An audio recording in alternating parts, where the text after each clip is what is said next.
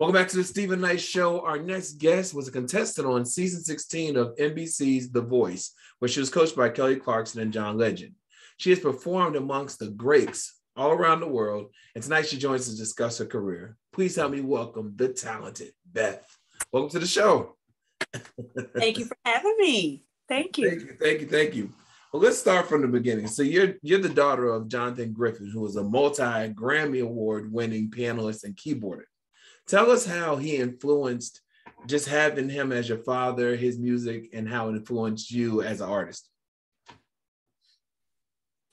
My dad left just an amazing legacy working for Motown, being one of the Funk Brothers. Mm-hmm. So he didn't want me to really go into music. He wanted me to do something else. Uh-huh. So the funny thing is as a kid, I knew my father played piano. I would hear adults referring to him as, that's Johnny, he works for Motown, but I never really knew the significance of it. Right. So he kind of indirectly influenced me because he wasn't trying to, but I heard music in my home and just kind of gravitated to it. I have a brother, I have a sister. Neither one of them wanted to do music. It was just natural for me to do. And I think just in school, getting in the choir, getting in the band, stuff like that, and just loving music like I did, he just it just was natural for me to do it. But he didn't want me to do it. He didn't want you to do it because he already knew the industry and he knew, I'm sure, what comes with it. Yeah. I mean, his story was kind of sad because, he had worked for Motown for many years. And then as the story goes, this is just not his version, Motown just left one day and went to LA. Yeah. And and my father was one of those musicians that had played on everything. And it was like, oh, well, you can come out here if you want to. And it was like, wait, my family is here or, whatever. So when they left, it changed a lot of things for my dad, I think. And he had to find other means to continue to be a musician. So that's what made him like, don't trust the business. Yeah. Yeah. Exactly. So outside of your father, who were some of your other early influences when it came to music? My favorite is Whitney Houston. Yeah. Like seeing her as a little girl on that front record cover with short hair, dark skin, skinny, I was like, that's me. I could relate to that or that's how I want to look. And hearing her do her record and sing and it's just the raw natural talent. She's my favorite. She's who I looked up to growing up and listening to female singers. She's the first and foremost. Yeah. The GOAT. Oh, yeah. Just incredible. She was a breath of fresh air. She looked so pure and her voice was so pure and you just couldn't help but to love everything she sang. Absolutely. So how did you get your start, professionally in the music industry? Let's see. So in school, dreaming, wishing, okay. Then I get out of high school, going to college, and all that time I had been singing in bars, doing little gigs and stuff like that. But I was like, okay, how can I strategically put myself somewhere where I can strategically meet somebody, just so happen to tell them I can sing, right?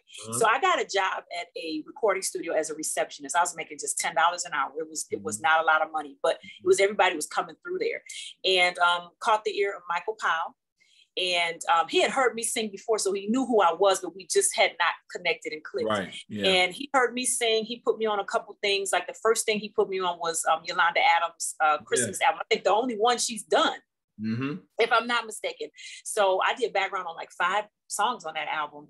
And from there, he was like, okay, you all right. So then he took me to Anita Baker. Yeah. And then she took me, and then I had toured with her for like 5 years after that. Yeah. So what were you like kind of picture yourself when you started out singing background and supporting these artists, these big, huge artists, singing on their albums, singing on them on stage? Was it like, I'm really doing this? Or yeah. I'm freaking out because I'm like, you got to be kidding me. Yeah. So because I'm really blessed because my very first jobs were big. It was like, I could sing. They were like, yeah, sure, you can sing. And I go sing. They were like, okay, yeah, she's okay. And I'm like, what do you mean? She's okay. Like, I got the job. Like, it was just that simple for me. I just was in the right place at the right time and the stars were lining up. Mm-hmm. So yeah, it was pretty amazing because most people start out with, you know, and now mind you, I was gigging in the clubs and the bars. I done that for a while too, you know, but to go to somebody and say, hey, I think I want to do this professionally, like for real professional. Cause you know, when you in a bar, you can be professional, you getting paid and people come up to you and say, you good. Have you thought about being professional? Right. You're like, yeah, they pay me to be in here, but that's not on the same level to people. Yeah. So for me to go to Mike Powell and say, hey, I think I want to do background. And he's like, oh, okay. And then he throws me on the album of Yolanda Adams. Right, exactly. And I said, well, I think I want to go on the road. He's like, okay. And then he takes me to Need a Back Girl. Like, really lucky. And when I say you performed at the most prestige places with some of these huge stars, tell us about the background world, you know, that the background singer world. Is it competitive? Like, I know a lot of people are trying to get on, a lot of people, you know, are trying to, because like you said, you were already doing your own music as well. But is it that cutthroat in the background arena, would you say? I would say yes, but I have not had to experience that. I've been really, really fortunate. Good. Yeah. I do hear stories of, you know, don't be absent, don't miss a gig, because if they replace you, that person's gonna try to take your spot. And there's not, you know, a lot of artists don't use background singers like they used to back in the day. They tracking everything. Right. So for them to be willing to have a body there, that's a flight, that's a hotel room. You know what I'm saying? That's it's a little tight now. You want to keep your gig. Right. I can imagine. So tell us about some of the music you've done as a solo artist, you know, on your own. My first album, Free, is like 10 songs, 1 to 10 songs. Yeah, I'm really proud of my. I think it's 9. Okay. But I could be wrong too. That's a shame. I can't even tell you what's on my record. But I'm really proud of myself. Yeah. Because I started that project and I finished it. And I know what it feels like to start something and you get in the midst of it and you just like, wait, this is too much. Exactly. And I felt like that, you know, but I pushed through and did it. I didn't have a lot of money. I didn't have a lot of knowledge of what to do or how to do it. But I had hired some producers that were, we had gone on a tour in 2015 because I sing background for Kim and we did the Joe and Charlie Wilson and Kim tour. I saved all my money to pay for my first album. Oh, wow. And that was in 2015 and my album came out in 2017.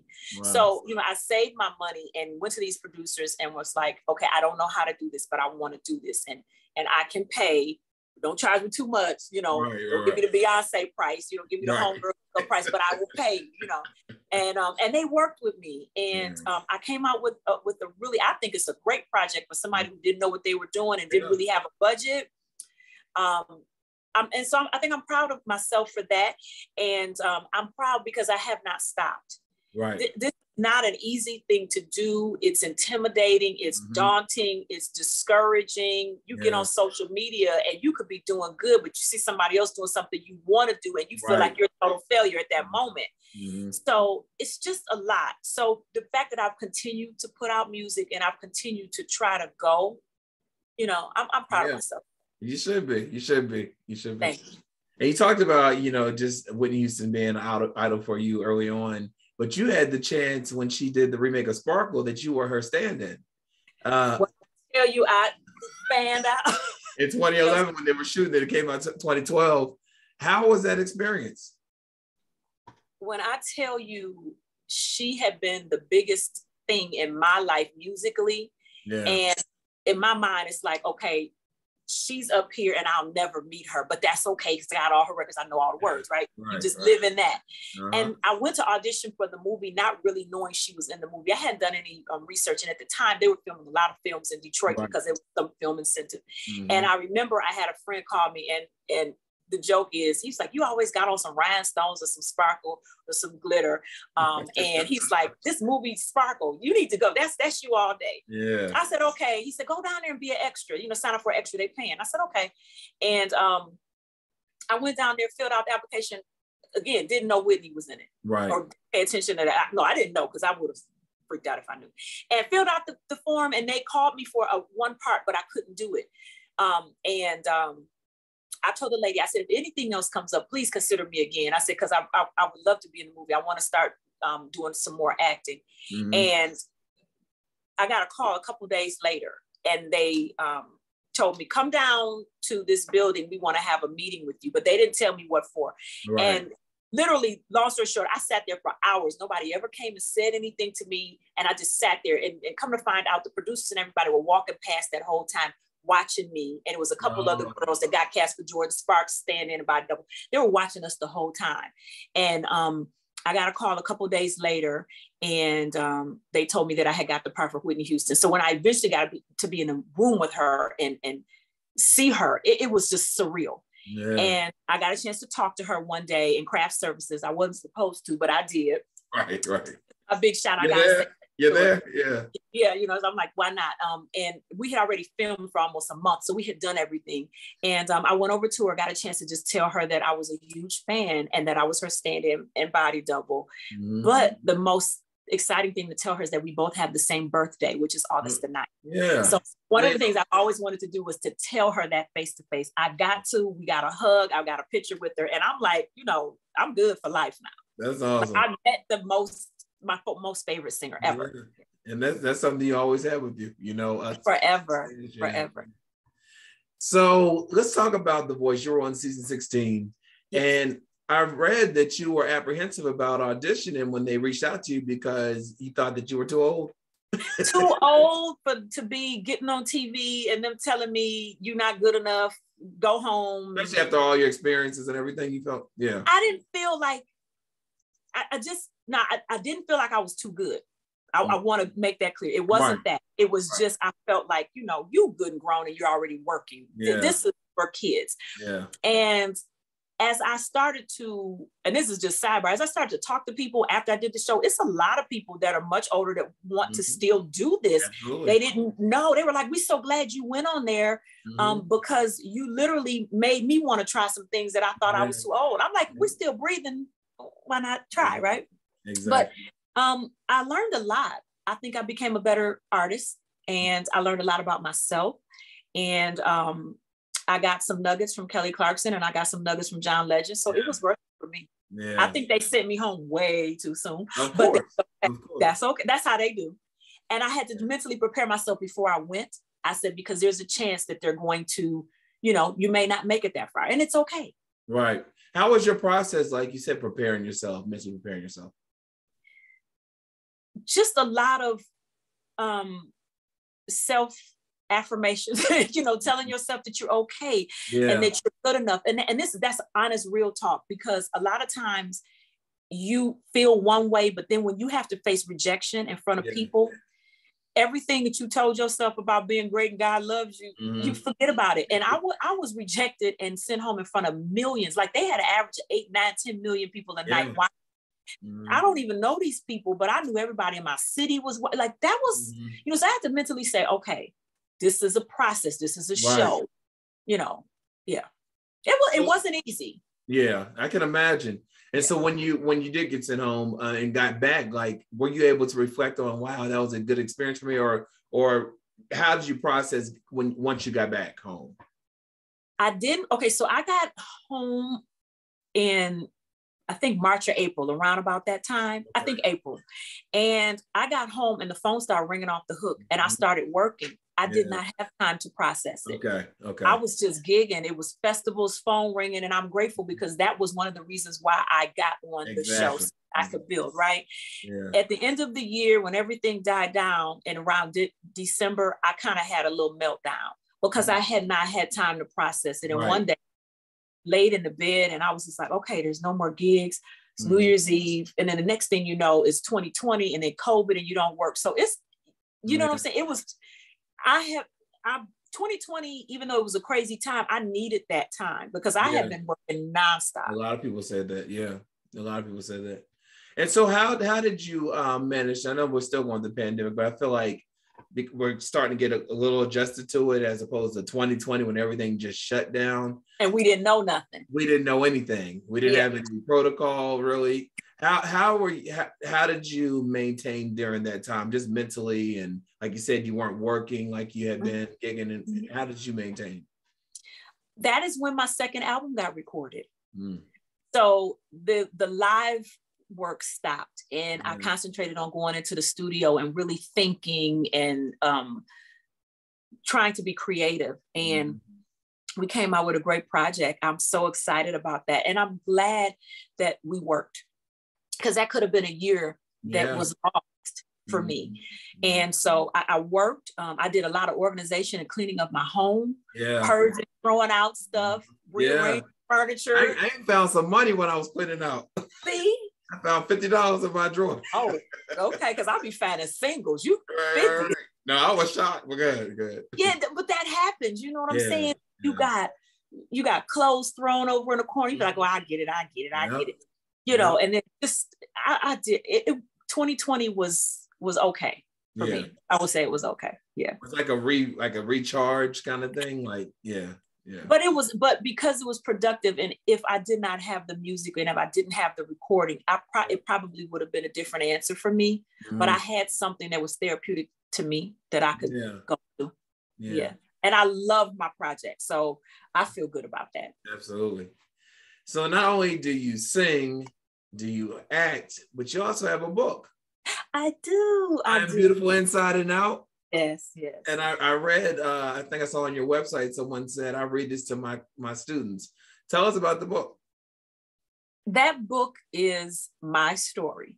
Okay. I was really insecure and the ugly duckling and wasn't sure about myself and got teased. You know, I was always tall and skinny, and the kids in school used to call me olive oil, and I'll be telling the teacher, I'll be coming home, telling my mom and telling my dad. And I just didn't feel beautiful on the outside. Okay. And I think children don't understand that they have to grow and they have to develop and they have to be affirmed and they have to be told and taught that they're beautiful inside first. And then they'll blossom and they'll grow. And, you know, I didn't know that as a kid, and parents don't always know how to relay that to their children, you know? So I wanted to come up with something where it would tell children to love yourself, believe in yourself. There's a growing process, just like the caterpillar to the butterfly. But also when kids are being mean to you and teasing you and bullying you, you need to tell an adult, because that's not healthy either. Right. So the healthy balance between just kids teasing kids or the bullying thing. And so at the end of the story, the caterpillar turns into the butterfly, but she was able to identify that those people that had teased her were really not good for her, and they didn't need to be her friend. And a lot of times kids take the abuse because they're so desperate for friendship and to be accepted. So it's just a lot of stuff. And when we reach kids when they're really young, we help them to be stronger adults. Absolutely. That childhood trauma, it just shows up. If you don't deal with it, it shows up in your adulthood, and who knows? And that's it. And you just some crazy man or woman. What's wrong with her? It's like, you know, you can't even say nothing to her. Well, she didn't process some things as a kid. So, it's true. So I saw you teased on Instagram about the new album. Is this the album that you worked on during COVID, or is this something else? This is the new album I worked on during COVID. Okay. So it will be out, and we're looking at June 2022. Okay. And then the single, well, we're in 2022, so June. And the single is March 22nd. That's why I'm getting the 22s mixed up. Right. So March 2nd, my single is called Let Me Be, and that'll be out. But the full album will be out in June. And I'm excited. Like, Well, tell us about Let Me Be. What can we expect on the first single, and then tell us about what we can expect on the album. Well, technically, Let Me Be is the second single, because I released Got Next last year, March. And that was more of a West Coast funk thing that I did with McVeigh. And so Let Me Be is the second single, and it's got a combo of new school and old school. You're going to hear some familiar sounds in it. Right. And I love 90s music. Yes. So it's just got a good feel to it. It's got a fun beat. It's upbeat. And I can't wait till everybody hears it. A couple people have heard it and they're like, oh my God, I love it. So I'm excited for people to hear it. That's awesome. So the next single comes out, second single comes out in March, and then the album in June. Yes. Can't wait. Neo said in a recent interview that love has been taken out of music. today's music, and he said that calling a female the B word is kind of replaced that, like, I guess, a term of endearment. Do you agree with that sentiment? Do you think that love has been taken out of today's, like you talk about 90s music? I had a whole YouTube moment over the weekend while I was listening to old 90s songs. I was like, yeah, it felt good, didn't it? Yeah. So do you agree with him on that? I do. Yeah. I think music is so different now. There was a time when 90s music, it was, first of all, the structure of the song, it was a verse, pre-chorus, a hook, there was a bridge. Yeah. Okay, that's the first thing. Then second, the song told a story. Yeah. Then it was about love. It was about good love, bad love, breakup, something we can relate to. Mm-hmm. Now, our music, there's no love. It's about hit it and quit it and how big your behind is and how it's about the superficialness of the relationship. Yeah. It's about the hookup and it's not about the commitment. 90s music was, I love you. Let's be together. Let's do this. Let's build a family. Right. Let's go. Love. That's what love does. Yeah. Not what you doing later. Let me get with you in the closet in the back of the club. Like, they're literally saying stuff like. Yeah. And there were songs that were suggestive, but it was hidden in the lyrics, as opposed they put it in your face now. Like, you know exactly about to go down. Yes. And we had to be like, I think they talking about. Right. We're like, nah, but wait a minute. What, and I loved the play on words. Right.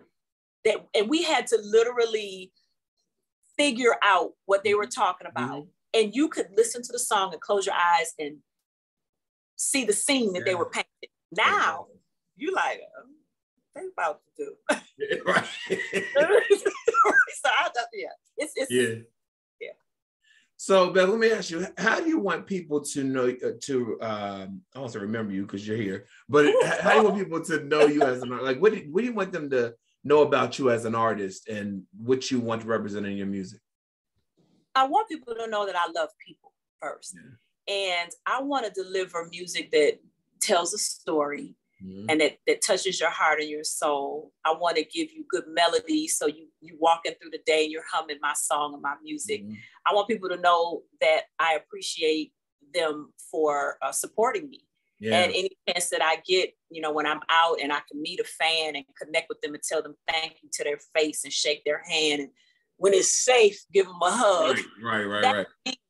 I know that an artist is only as big as the fans that push them. And that's one reason why I appreciate being on your show, because it allows me to grow. So I appreciate people. And I want fans to know that is genuinely from my heart when I sing. It's from my heart. Right. I don't do it for the money, Right. I love to sing. And that's honest about it. I'm not gonna turn down a check. Right. But, we ain't crazy. But I love to sing. I love to entertain people, and I love to see people smile back at me while I'm singing to them. Yeah, I saw a post that you said singing is like breathing. I have to do it. It is. Yeah. It's a soothing thing to me. If I'm upset, if I'm sad, things like that, I can hum, and it just gives me a calm. Yeah, absolutely. Well, where can everyone keep up with everything you have going on? Because you have a lot about to come up, about to hit us with a new single, about to hit us with a new album. Where can we keep up with everything you have going on? I'm so excited. You can go to my website, which is BethAlwaysSings.com. And my Instagram and my Twitter is @BethAlwaysSings. Beth, listen, thank you so much for taking time out your busy schedule. I'm so glad that you had the chance to take 2020 and make this music we're about to enjoy this year. I wish you nothing but continued success. Thank you. Thank you for having me on your show. And by the way, your waves is popping. I just said. Oh, appreciate you. I want everybody to know. It's popping. I see you. Well, listen, our thanks go out to Beth. For more information, go to our website, thestephenknightshow.com. We'll be right back after this.